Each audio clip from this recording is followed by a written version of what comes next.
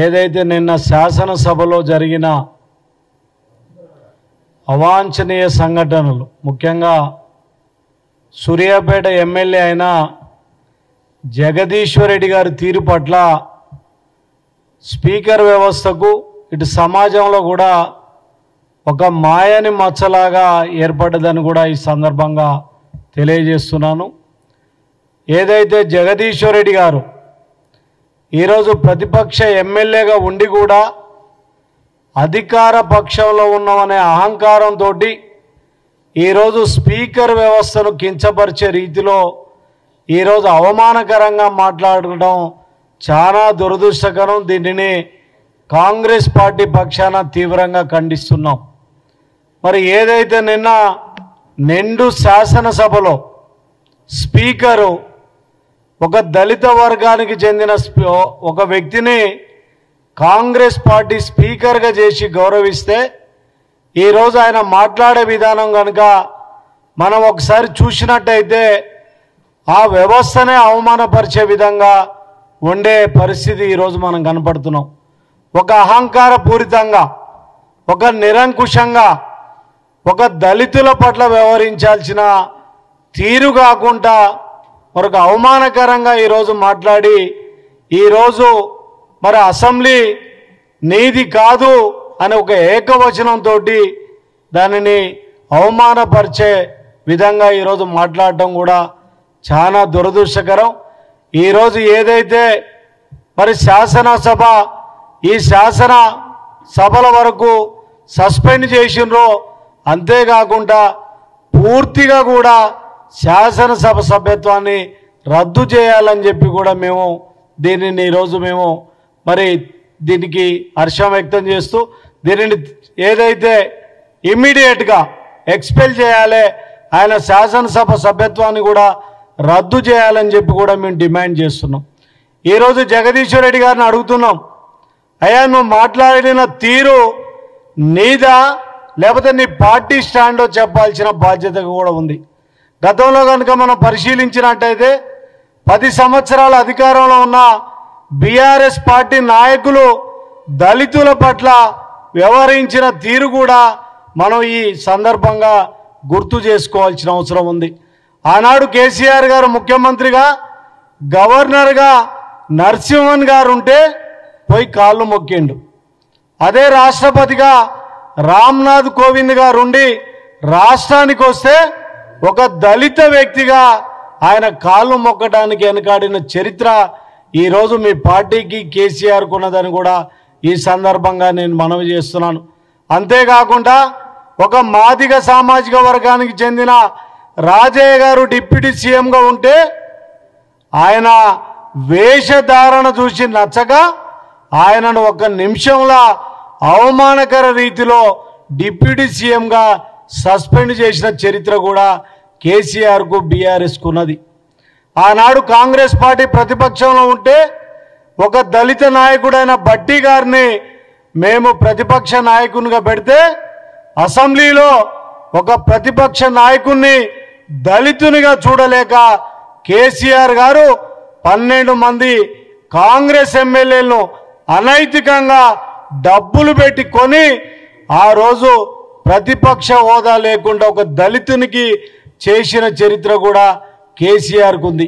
అయ్యా ఈరోజు హరీష్ రావు గారు, కేటీఆర్ గారు శ్రీరంగ నీతులు మాట్లాడుతున్నారు. మీకేమైనా సిగ్గుందా, బుద్ధి ఉందా అని మేము ఈరోజు అడుగుతున్నాం. మీరు ఆనాడు అధికారంలో ఉన్నప్పుడు మా వెంకటరెడ్డి గారిని కానీ మా సంపత్తుని కానీ ఎలాంటి కారణం లేకుండా శాసనసభ సభ్యత్వం రద్దు చేసిన చరిత్ర కూడా మీకే ఉందని కూడా నేను ఈ సందర్భంగా మనవి చేస్తున్నా. ఇలాంటి పట్ల కాంగ్రెస్ పార్టీ ఎలాంటి కూడా దీనిని ఓర్చుకునే పరిస్థితిలో లేదు.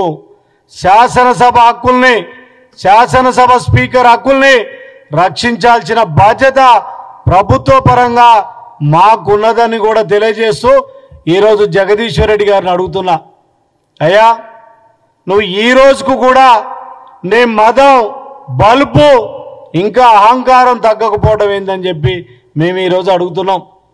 నువ్వు పరిపాలన చేసిన నల్గొండ జిల్లాలో 12 ఎమ్మెల్యే సీట్లకు 11 ఓడిపోయినాయి. సావు తప్పి కన్నులొట్టపోయినట్టు నీ ఒక్క సీటు కూడా అదృష్టంలో గెలిచినావు. అయినా కూడా నీకు ఈరోజు ప్రజలు కర్రు కాల్చి ముట్టికి వాత పెడితే కూడా నీకు సిగ్గు రాలే. ఈరోజు నువ్వు ఇంకా కూడా అహంకార పూరితంగా శాసనసభలో అధికారంలో ఉన్న రీతిలో ఇటు ముఖ్యమంత్రిని కానీ మంత్రుల్ని కానీ స్పీకర్ని కానీ ఎలాంటి పడితే అలాంటి భాషతోటి ఈరోజు మాట్లాడుతున్న పరిస్థితి. ఈరోజు మేము అడుగుతున్నాం, విజ్ఞప్తి చేస్తున్నాం, ఈ శాసనసభ సమావేశాలకే కాకుండా పూర్తిగా కూడా ఈయనను రద్దు చేయాలని చెప్పి కూడా మేము ఈ సభాముఖంగా మరి విజ్ఞప్తి చేస్తున్నాం. అంతేకాకుండా నిన్న మొన్న మనం పేపర్లో చూస్తే ఒకరోజు సూర్యాపేటలో ఈయన ఒక 2-3 తండాలకు వెళ్ళి పొలాలేండి అని చెప్పి ఏడవటం జరిగింది. అయ్యా మేము ఈరోజు అడుగుతున్నాం, నువ్వు ఏడ్చింది నీ అధికారం పోయినందుక, నువ్వు ఏడ్చింది 1,000 కోట్లు ఈరోజు సంపాదించుకోలేకపోతున్నందుక, నీకేమైనా అర్హత ఉందని మేము ఈరోజు అడుగుతున్నాం.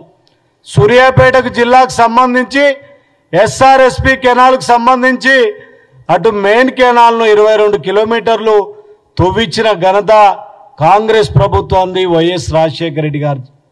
69 DP కానీ 71 DPలు కానీ దాదాపు డిస్ట్రిబ్యూటరీల కింద 120 ఎకరాల కాలువలు తవ్వించి ఆ ప్రాంతంలో 2 లక్షల ఎకరాలకు సాగునీరు అందించిన ఘనత కాంగ్రెస్ పార్టీది.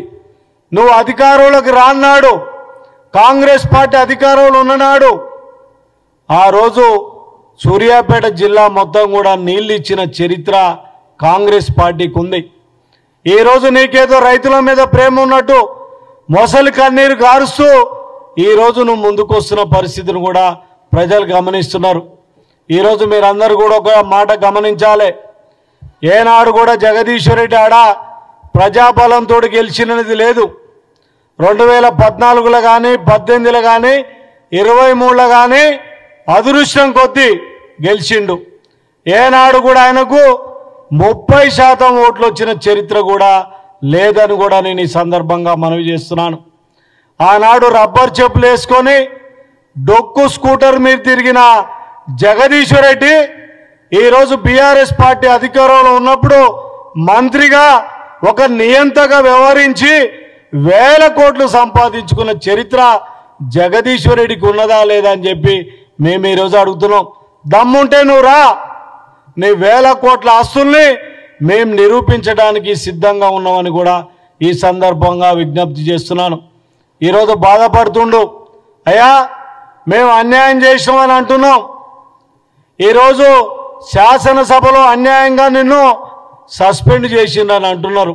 నీకు దమ్ము ధైర్యం ఉంటే, నీ మీద నీకు నమ్మకం ఉంటే, మీ పార్టీ మీద నమ్మకం ఉంటే నువ్వు శాసనసభ సభ్యత్వానికి రాజీనామా చేయి, ఎన్నికలకు పోదాం. మేం చేసింది కరెక్టో నువ్వు చేసింది కరెక్టో ప్రజల వద్ద తేల్చుకోవడానికి మేము సిద్ధంగా ఉన్నాం. మేము పోటీ చేయడానికి సిద్ధంగా ఉన్నాం. నిన్ను ఎన్నికలలో డిపాజిట్ రాకుండా ఓడించడానికి సిద్ధంగా ఉన్నాం. నువ్వు నాయకుని అయితే, నువ్వు మొగోనివే అయితే రాజీనామా చేయమని చెప్పి కూడా మేము కాంగ్రెస్ పార్టీ పరంగా నిన్ను డిమాండ్ చేస్తున్నాం. ఇలాంటి చౌకబారు నువ్వు పనులు చేస్తే ఎవరు కూడా మెచ్చరు. ఈరోజు మేము బీఆర్ఎస్ నాయకులు హెచ్చరిస్తున్నాం, సభలో కనుక పిచ్చి పిచ్చి వేషాలు వేస్తే ఊరుకునేదే లేదు. గౌరవంగా వ్యవహరించండి, ప్రతిపక్ష పాత్ర పోషించండి, ప్రజల పక్షాన పోరాటం చేయండి.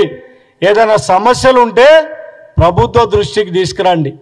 ఇలా మా నాయకుడు రేవంత్ రెడ్డి గారు ఒక హుందాగా ఎవరిని కూడా సస్పెండ్ చేయకుండా నడిపియాలనే హుందా గౌరవంతో నడిపిస్తున్నాడు. అలాంటిది మీరు అవాకులు చవాకులు పేల్తే మాత్రం మంచిగా ఉండదని కూడా హెచ్చరిస్తూ ఈరోజు ఏదైతే శాసనసభ తీసుకున్న నిర్ణయాన్ని మేము పూర్తిగా స్వాగతిస్తున్నామని కూడా ఈ సందర్భంగా తెలియజేస్తున్నాం.